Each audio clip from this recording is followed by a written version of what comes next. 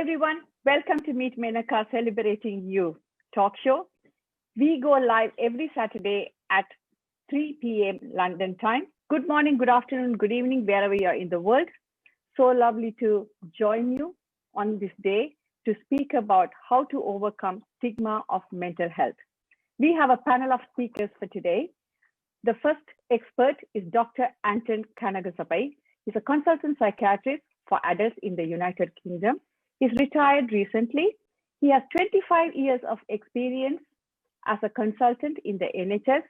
He's still working part-time. He has many qualifications, including the FRCP Psychiatry. He had received the National Clinical Excellence Bronze Award for his service. And also, he has taken part in research and published articles spoken in conferences internationally. And we have Shangavi. She is a final year medical student, has a passion in mental health, and she is also taking up a lot of leadership roles. Then we have Subo. She is an expert by experience, and I really admire her for taking the time, effort, and more importantly, the courage to speak about her journey to enlighten others who are going through the same right now. Thank you so much for everyone, the speakers, the guests, and people who have joined on the Facebook. Without further ado, let's go straight into the panel so that we can have as much as knowledge and wisdom shared to help everyone. The first question is to you, Dr. Anton Kanagasapai. So firstly, the first question I would like to ask is, what do you mean by mental health disorder or mental health problems, please? As psychiatrists, we use the term mental disorders or mental illness, but mental health issues is a broader term used by lay people as well. And so the mental health problems they talk about is much more than the mental disorders. That brings us to the question of what is mental disorder? It means basically disorder of the brain functions. They involve dysfunction of the brain mechanism responsible for our mood, perceptions, cognitive functions, which include intelligence. These dysfunctions impairs our ability to make rational responses and affects our efficiency and social behavior. Thus, it affects the whole personality of the person. Like in any illness, mental disorders can be mild, moderate, or severe. Mental disorders are broadly diagnosed into organic mental disorders and non-organic or functional. Organic dementia is an example, and post-operative delirium is another example. For non-organic diagnosis, it is psychosis and neurosis. And under psychosis, example is schizophrenia, depressive psychosis. Under neurosis examples are anxiety disorders, obsessive compulsive disorders, etc. So it's a broader term. For example, schizophrenia, lifetime expectancy. Any one of us can get schizophrenia. The risk is about 1%. Prevalence of schizophrenia is about 4.5 to 1%. Depression is about 4%. But around that, there'll be tenfold or more mental health problems. Thank you so much for that. It's such an important topic for all of us to understand. So I did some background research, and it seems 9 out of 10 people who go through some sort of mental health disorder or mental health problems, as we call it, they tell they are discriminated against it. There's a huge stigma attached to it, and that affects their prognosis or the way they manage the problem. So as an expert, can I ask you, what is meant by stigma in relation of mental health problems or mental health disorders, please? And someone views you in a negative way because you have some distinguishing characteristics or personality traits that is thought to be or actually disadvantageous, that can lead to discrimination, that can be stigmatizing. Sure. As we know, there is considerable stigmatization associated with mental disorders. Thank you, Dr. Bala. Can I ask Changavi, I know you are a medical student, and what is your experience of the stigma attached to mental health disorders or mental health problems, please? Over to you, Changavi. Thank you, Menahanti. I mean, in addition to what Dr. Kanahosbe has already said, I think the stigma attached is the unwillingness to talk about mental health disorders, and actually the inability to kind of recognize it as a disease or an illness. So for instance, we go into hospital, if we have a scratch, if we have some sort of, something wrong with our physical body, we don't think twice about going into hospital. We take that for granted. We go into hospital to get to seek help and to heal. And unfortunately, I think we're still getting to that stage where we're still normalizing mental health as a disease or something that needs help and intervention to heal from. So I think that's the stigma I've seen, and I think that's what stigma can cause. That's a reluctance to seek help when we need it. Thank you so much. Subho, I know as an expert by experience, I would love to know what was your experience and what do you see around you, how people are looking at mental health disorders or mental health problems, please. Over to you, Subho. First and foremost, I would like to thank Menaca for inviting me here. And I think I got into this platform via Tamil Helpline. And since reading your book, Menaca, I think I have got even more closer to you, and I think I have come to know you more better. Thank you for having me. Thank you so much. Firstly, I think when you say stigma, I think for me personally, I did not know what mental health was. And I had to overcome. I had that stigma within myself. So before I could think what other people thought about me, it was me. I had to overcome that first. In my head, I think from a very small age, since 1977, I'm back from Sri Lanka, got into the riots, then 83, then going back to the northern part of Sri Lanka, seeing so much of violence there. At that time, I did not know what was happening. It was just normal. And I think in 2018, when I came, I mean, that's the time which really hit me. And I overcame that because, like which Dr. Kanagasabe said, that I knew I was changing. I did not know how to cope with it. So I overcame the stigma of myself first. And then I was able to talk to other people, and I had good family, and especially my daughter. And I think it has to come within first. The stigma started with me. I did not know what it was. And the minute I opened up, then I was able to overcome that myself. I think the first stigma was me. I overcame that. Sure. Thank you so much, Subho. It is so enlightening to know from different perspectives, different people. And me struggling with burnout or mental health disorder is no secret. It's all out in the open. I keep speaking about it all the time so that other people come up and they think it's okay to talk about it. That's the whole purpose of it. So I think I totally agree with what Subho said. We have to first overcome the stigma within ourselves. Then we have to work on the immediate families and friends to overcome the stigma around us, and then goes to the next step of society and culture and globally, because otherwise, if it doesn't start from within, and I think I just wrote a poem yesterday about within and without, otherwise it becomes really, really hard. So thank you so much for everyone. Again, back to Dr. Kanagasabe. What are the effects of mental disorders or mental health problems being associated with stigma? So what can the side effects be, or what are the outcomes of the stigma on mental health disorders or mental health problems, please? Over to you, Dr. Kanagasabe. Yeah, thank you. And because mental disorders are having a stigma attached to it, there is a reluctance to consider even that you may be having a mental disorder. When you're having something unusual to the normal, you don't want to consider mental disorder. all the investigation seems to be okay, going to the GP, but reluctance to tell the GP about your feelings and your mood. So reluctance to consider it.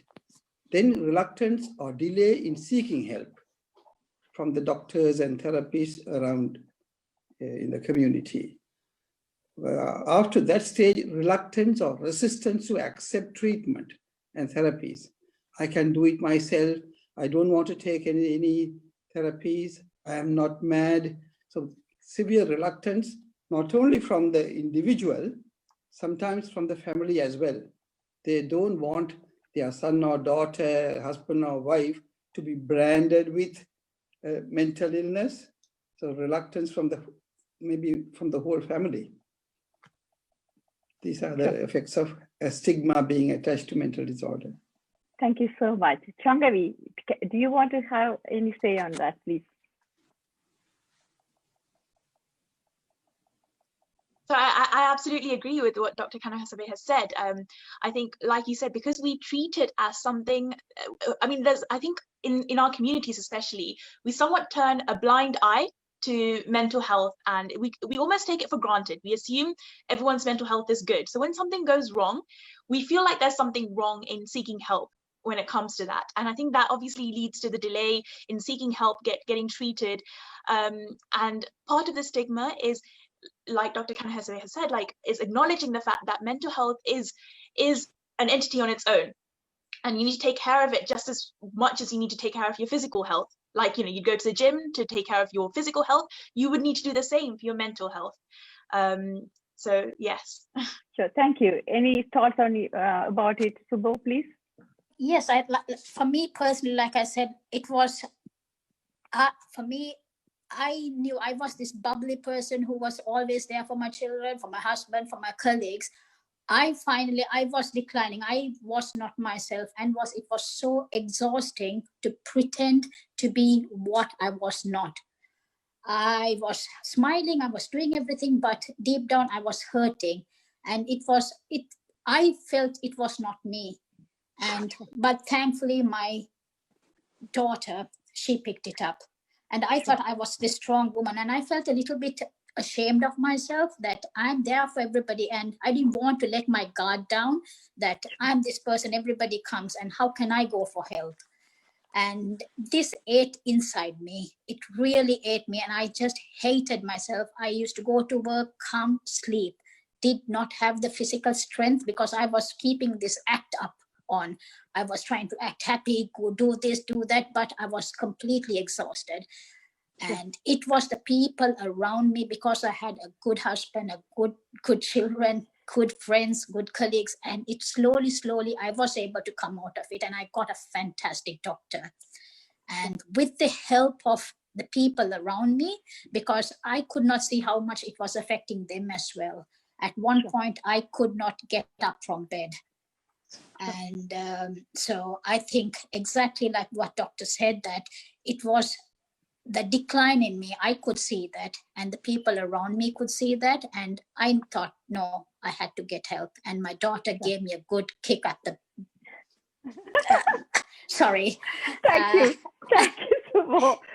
Okay, so I can totally relate to what, like wearing a mask, right? I always tell my smile is my mask. I can go through smiling regardless what's happening in my life. I think healthcare professional as such, we are gifted with it, because we are told that we have to become brave. We have to be strong. We have to, as a leader, you have to show up for your team. And I think it kind of catches up on you. And then I think the most draining thing is wearing that mask and trying to make sure that everybody thinks you are all right. You work harder, you party harder, you smile more, to make sure you come off fledged somehow. And I think that is because of the stigma. But it is great because nobody can identify that you have a problem. However, the problem comes when it also stops you from getting help, reaching out, speaking to people. And I think that is the issue. And I think all the three of you have beautifully put it. Thank you so much. Dr. Kanahasabe, as an expert, what do you think is your view? How we can decrease this stigma, please? I think it is not only for the people who are affected by it and their family, it is everyone's business, because any one of us can get mental disorder at some time in our life. It's like saying, oh, I won't get cancer, and not trying to find out what this cancer is about, how to avoid it. Same thing with mental disorder. We have to find out a little bit about what mental disorder is, what are the treatments and therapies available, and how to prevent it. So if we take that approach, I'm talking to every one of us who have not had mental disorder and to those who have mental disorders, educate yourself and help the others to educate themselves about, very broadly, what is mental illness or mental disorder, what are their symptoms, what treatments are available, and what therapies, psychological therapies are available, is one thing that we should do. It is an illness like any other illness. Say, diabetes. Everybody would like to know about diabetes, and they are not much ashamed about it. But brain is a very complex organ in our body. The dysfunction of it in some parts of the brain affects the mood, sensation, dysfunction of the effects of the whole human social behavior. Physical illnesses can cause mental disorders. For example, hypothyroidism, underactivity of the thyroid gland and the hormone level low, can present like depression. The overactivity of the thyroid gland can present like elation, overactivity, but underlying is the physical illness. After a child is born, some people can have postnatal blues. It can be more severe and become postnatal depression. Some others have schizophrenia-like symptoms, puerperal psychosis. That shows how much our brain and other parts of our body are interconnected in functioning. And just because we have not found out exactly where problems are in the brain with certain non-organic brain disorders doesn't mean it is not there. So understanding, educating ourselves is very important. Shouldn't buy into stigma. You may think mental disorder is a sign of weakness, and you or the people around you who are having it should be able to control it without any help. As I said, any one of us can get mental disorder if the degree and the duration of the stresses we face have reached our threshold. Different people are predisposed to mental disorders to different level. If there had been family history of mental disorders, we should be more careful. If you are facing a lot of stress, even though you know exactly what the stress is, you have to do something about decreasing it without waiting for the last straw that breaks the camel's back. We have to choose our words carefully to avoid, say, the people who have the bipolar disorder shouldn't say, I am a bipolar. You have to say, I have bipolar disorder diagnosed, or I have been diagnosed with PTSD, post-traumatic stress disorder. That gives a sort of a illness connotation into it, which will the people will think that there's an illness in that case. Join a support group. Don't isolate yourself. There are many local and national support groups working to educate people with mental disorders and them and their families. NAMI, National Alliance on Mental Illness, is a great place to start in the UK. Your GP services, local mental health teams would have contact numbers of local mental health charities like Mind.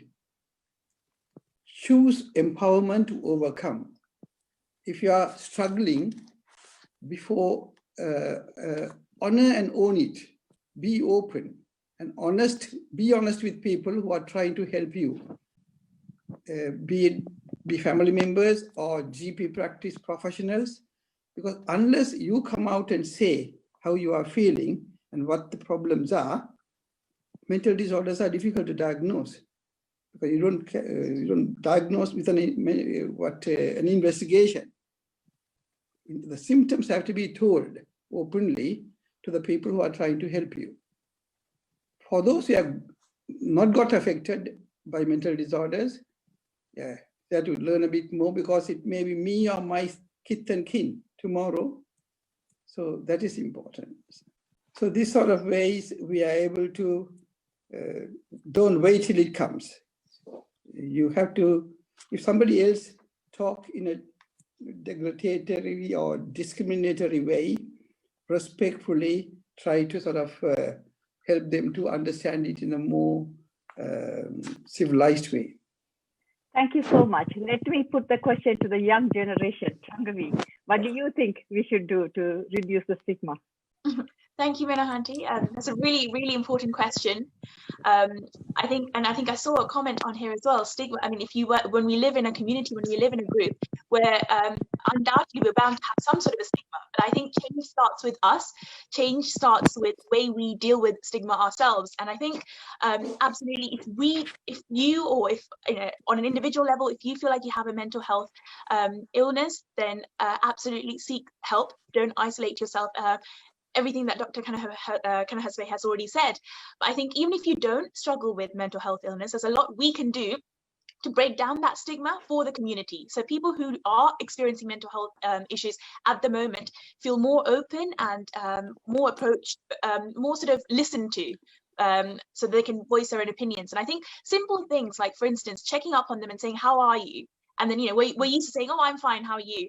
But actually then say, no, but really, how are you feeling? We normalize this. If someone's been admitted to hospital, we will call them every day and we will say, how are you doing? Have you got food? Do you want me to come and see you? And that's so normal for us to do when someone's gone to hospital. But when someone's acting a little bit different to how they usually act, you know, if you haven't seen them at parties quite often, it's not quite so normal for us to call them and say, hi, is everything okay with you? So check in on your friends, check in on your families. And I think the one thing we know is you can be so close to someone, you might think you know them, but you have no idea what they're actually going through. So be there for the people that are close to you, the people that you never know what your words and support can do to them. So I think that's one way to break down that stigma, and showing your friends and your family that you're there for them, that you're there to support them. And I think that's really, really important. Yeah. And actually, I think the more of us that do that, the more we can normalize mental health illnesses, the more comfortable people will feel. Sure. Thank you, Changavi. It's in a nutshell what Mahatma Gandhi said, isn't it? Be the change you want to see in the world. If you want to see other people do it, you start doing it by doing it yourself first. And I think what Dr. Kanahasve said is, I love the thing, even when I'm coaching, I say, don't tell you are lazy, tell you have a habit of being lazy, or you have a habit of being procrastinating. And then it doesn't attach to yourself. It's so much easier then to deal with it. Going to Subho, what do you think, Subho, will help us reduce the stigma, please? Talking, talk. And I find it very, you don't have to go through something to help somebody. Just like somebody said, that giving a call, just asking. But only thing I would advise is, like, sometimes when you're feeling really down, just suck it up. Just the language you use to talk to people should be very careful, because certain words which people say trigger me personally. This word positive, I know it's a wonderful word, but be positive, think positive. Sometimes I feel like slapping somebody when I'm in a very low sort of a time, when somebody comes and says this. And you don't have to get it to help it. You can, if you're close enough to somebody, they live a lot of what you call a lot of tales behind. Yes, exactly. Like you can pick it up. It's like how the people around me picked it up. They knew it was not me. So, and it came to a point where I didn't want to be, it's very difficult even talking about it at this time. I'm ashamed you don't have to speak about anything which makes you uncomfortable. I came to a point where that I thought, me not being here would be better, would help help my family, because I didn't want to give them, like I felt that I was burdening them. But I was stronger than that, with the help of other people, and especially my daughter. And it's the more, and after that I thought, no, I came out of this, I need to help other women in my community, and especially the Tamil community. We think that if I use the word pythium, you're mad. That's the word they give. And they think, oh, it will come to your children. And they want to, like Dr. Kanagan said, that they are shy of talking about it. It's nothing to be feel ashamed to talk about this. Open up. And only then you will heal yourself, and you can help others to heal themselves. And the words which we use when talking to these people are very important, because for me it is. And sometimes the tone which people use help me a lot. And I think only by speaking and coming out of it that we can help ourselves and the people around us.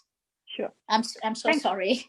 No, come on, nothing to be sorry about. Thank you so much. Huge respect and lots of love for you as well, Subho. I will have a chat after the show. Thank you so much for opening up and talking about it. I know it can be very painful, but as one of my hygienists would say, there's no pain, no gain. Unfortunately, the more we talk about it, the more we heal and we help other people heal. You are doing a great job. So a lot of respect to you in that regard. Yes, I think it is really important, the terminologies we use, like you said. Don't label people. I think that is the one thing out of that message, is because please don't attach labels to people, don't attach labels to their kids, their spouses. I think that is how the stigma happens.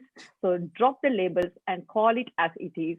And please try to help as many people as you can. And that's the whole entire point of these kind of talk shows and discussions and webinars, to increase the awareness so that more and more people are aware it is just a health issue, is like any other health issue. It happens. And if other people are not talking, it doesn't mean it doesn't exist, because according to statistics, 1 in 4 of us are struggling. If we have 20 people, for example, or 40 people, 10 of us have had or will have at some point. So, it's nothing to be ashamed about. Going forward from there to Dr. Kanagan, this is the question to you. You say any one of us can get mental disorders. So if so, can we do anything to prevent it happening to us and people close to us? Yeah, like any other part of the body, the brain also responds to regular exercise, keeping yourself healthy, sleeping at regular times, about 8 hours, minimum maybe 7 hours. Not only that, sleeping at regular times. It should be nighttime sleep is preferable, but if you are working at night, if you are sleeping during the daytime, at least it should be regular. And balanced diet and annual health checks, if you can have it through the GP. And it's like any other physical illness, keeping yourself fit. On top of it, specifically for brain, alcohol abuse causes problems. And best is avoided altogether. If you cannot, don't have it more than 1 or 2 drinks at a time, and not more than 3 or 4 times a week. There are national guidelines about alcohol abuse. That is with economy in mind as well. So I would say take 50% of the national guidelines and not any more. Alcohol in small amounts is an anti-anxiety agent. So people might have found it as relaxing. To go on a stage and talk, sometimes they may like to have a shot. And you can understand if the people are very nervous. But if you take too much, binge drinking, it can cause depression. We have enough times we have seen at the A&E accident and emergency services, people come with overdose. They go out on a Friday evening, go with their friends, some relationship break down, and then they start drinking more. When they go home, it hits. Depression starts and they take an overdose. So alcohol, avoid it. It can cause mental problems. Short term and long term, it can cause alcoholic dementias, hallucinosis. For the youngsters who try to experiment with drugs, very dangerous. Our brain function is based on neuronal transmission, like electric wires. There are junctions called synapses, and there are chemicals there. Taking drugs goes and interferes with that balance in that chemicals. Stuff like cannabis, well known to cause paranoid psychotic conditions, speed overactivity, and to such an extent they can even go and try Superman tactics and die even, jumping from a car park, third or fourth floor. So alcohol, drugs should be avoided. You should know about it to some extent so that you can advise others as well. So this is a way of preventing it. And I would say if you want to be fitter, you go to the gym. You want to develop your biceps, you do certain exercises. Why don't we do like that to the most important part of our body, the brain? Are we doing exercising self-control? Are we exercising, developing the willpower? Say if you like alcohol too much, try to stay away from it.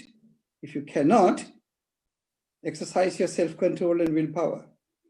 And every time you are successful, you say well done to yourself. Not only you have avoided that dangerous poisonous agent, you are developing exercising your self-control part of the brain, which is the most evolved part of our brain, the forebrain. So this way we can prevent or decrease the risk of we getting mental disorders. Thank you, Dr. Kanagasabay.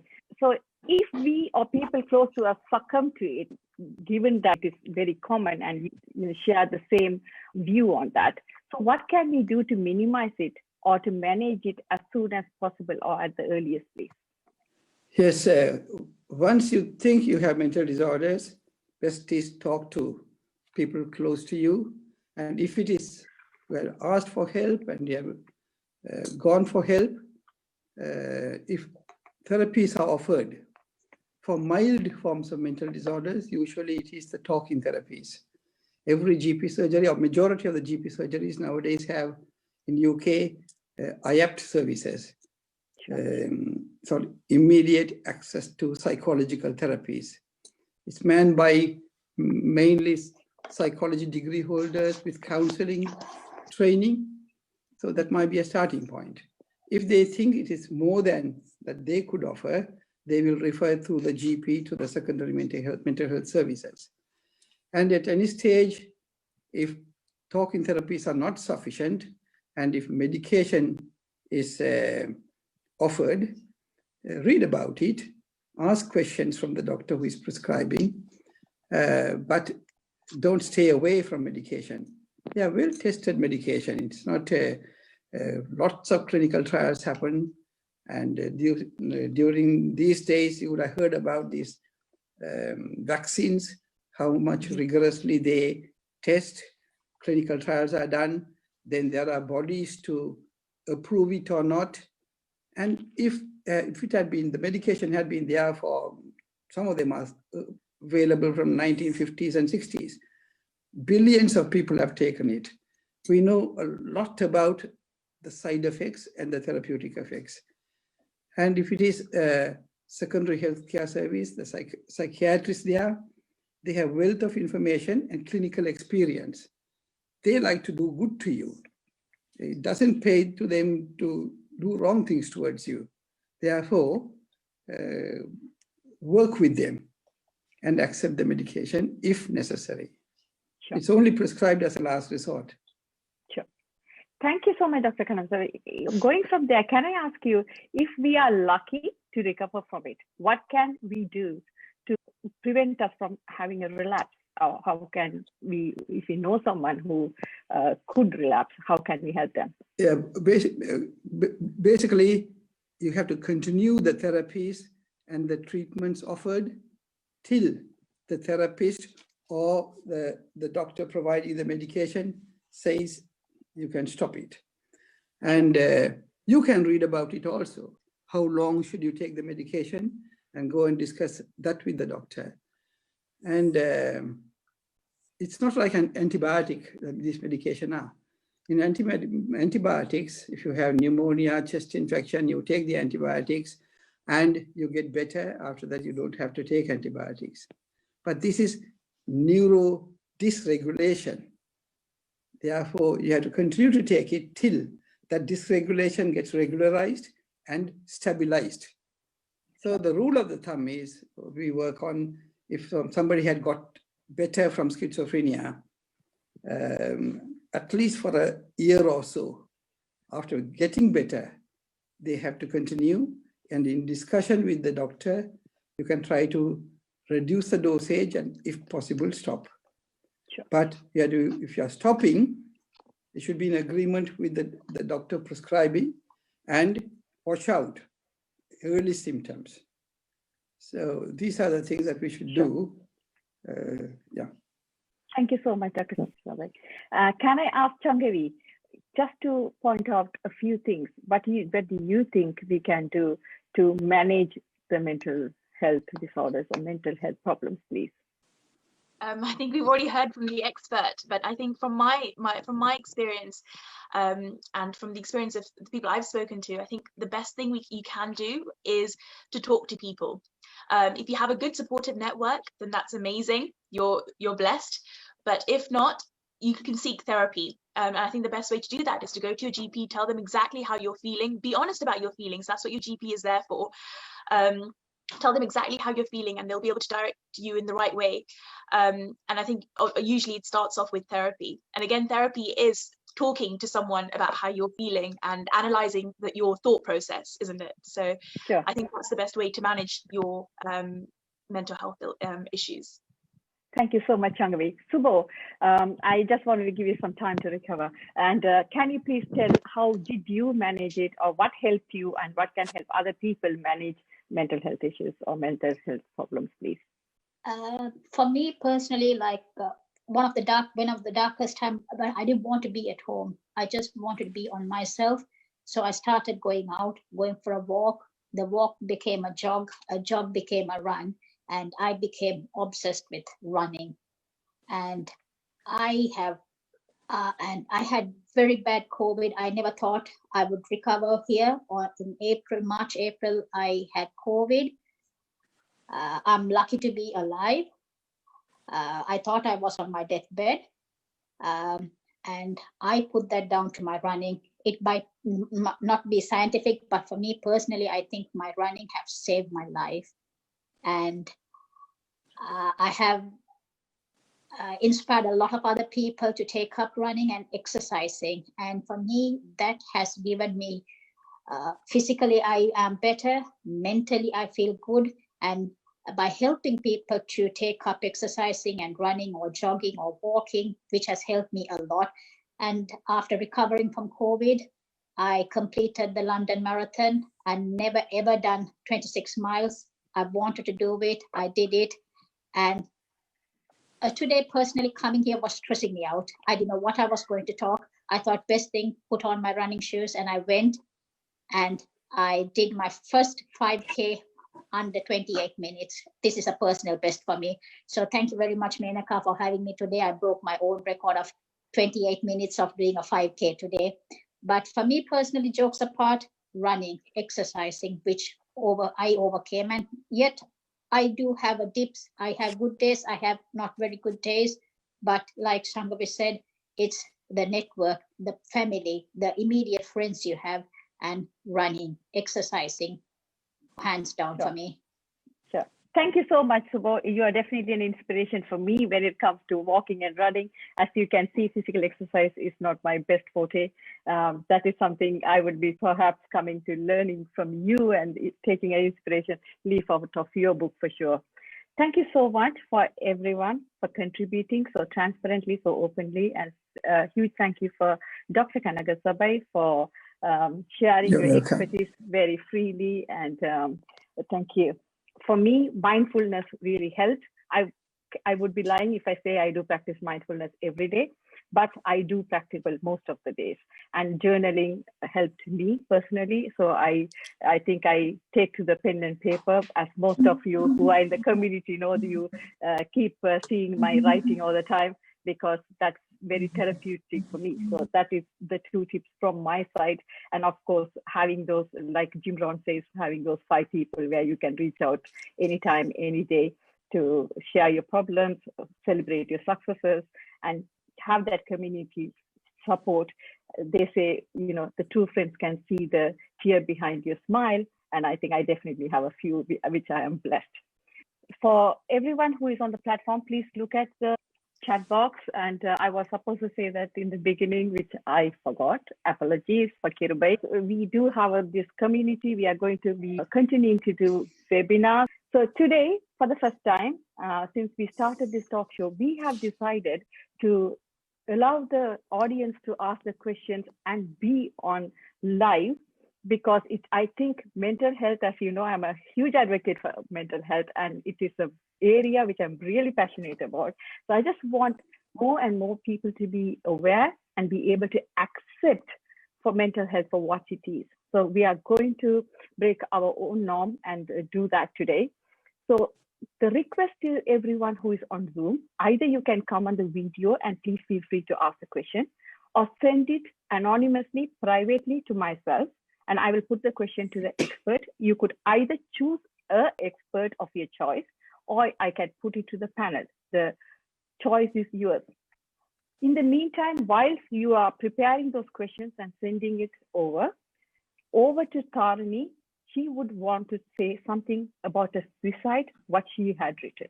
Thank you, Tarini. Over to you. Thank you, Menaca. Here's something that I just made on to take steps on suicide prevention. So it's basically the letter S: seek help before it's too late and save a life. Sadness is not permanent, it will pass. The letter U: unfold the fear through journaling. The letter I: indulge in your favorite exercise. The letter C: change your mindset to a positive one. Get or sign up for counseling.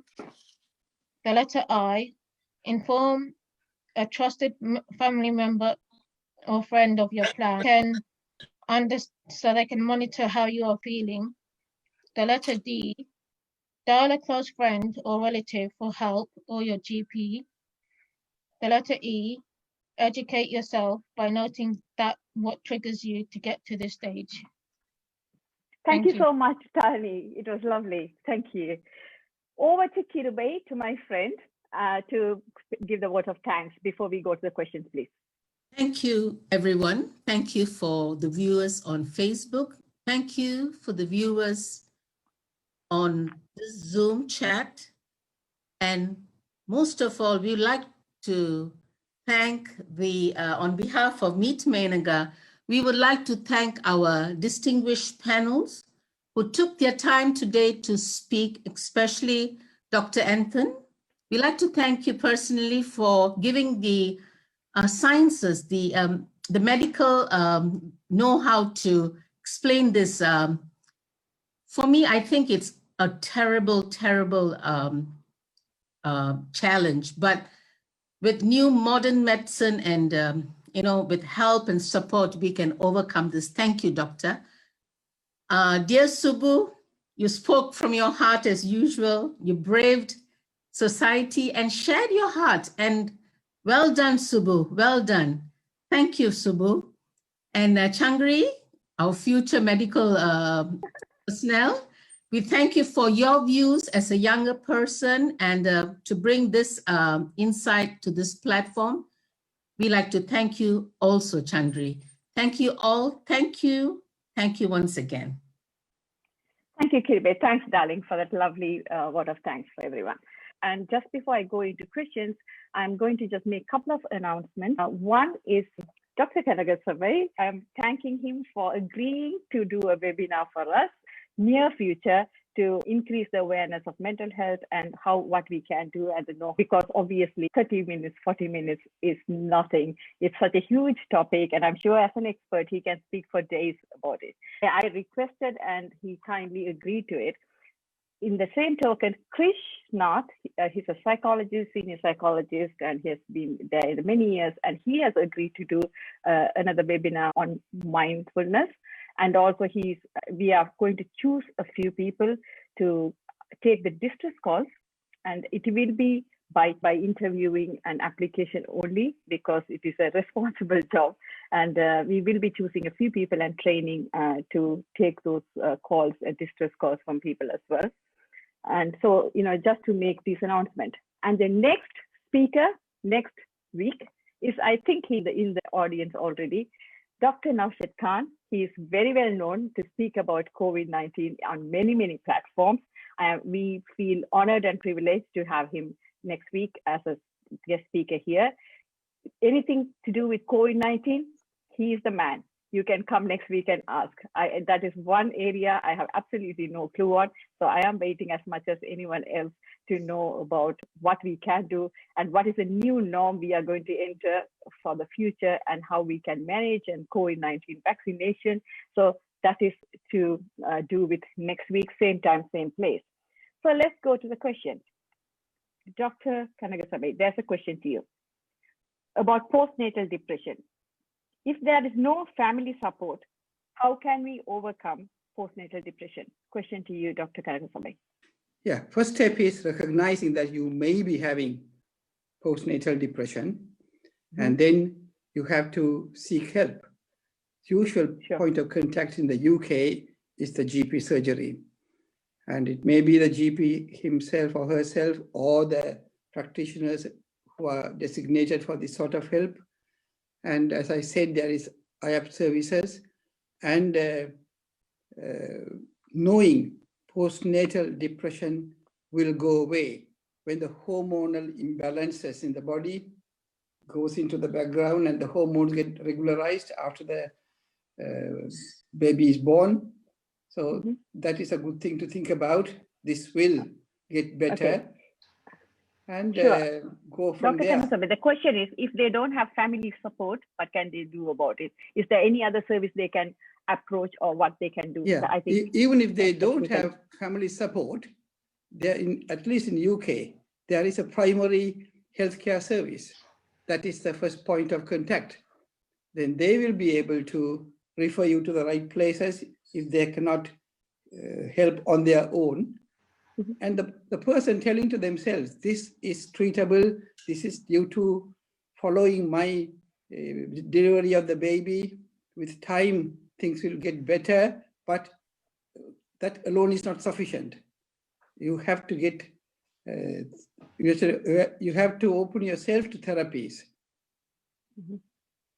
Okay. In your opinion and expertise, do you think there's a stigma attached to postnatal depression, and is that why families don't support it? Compared to other mental disorders, among the lay people, it is to some extent recognized as postnatal blues, very mild form of it, and postnatal depression. And if family support is not available, and it is maybe due to their social situation. Some people may not have a family around. Sure. If there is a family around, they may not understand it, but at least in the Western society, we are fortunate that many people understand postnatal depression is fairly prevalent after baby is born. So there are other factors for no family support being available. They may be married and together, but husband may not be psychologically minded. He may be causing extra stress without he knowing. So Your words, not mine, luckily. Thank you so much for that. And can I ask you one last question? You know, some psychological disorders have more stigma attached to it than others. Is because I have heard a lot of psychiatrists speaking to me personally and telling, or people prefer to have this label than the other label, or they want to be diagnosed as such and not this one. Is there any insight into it, please? yeah, out of the mental disorders, the schizophrenia has more stigma attached to it.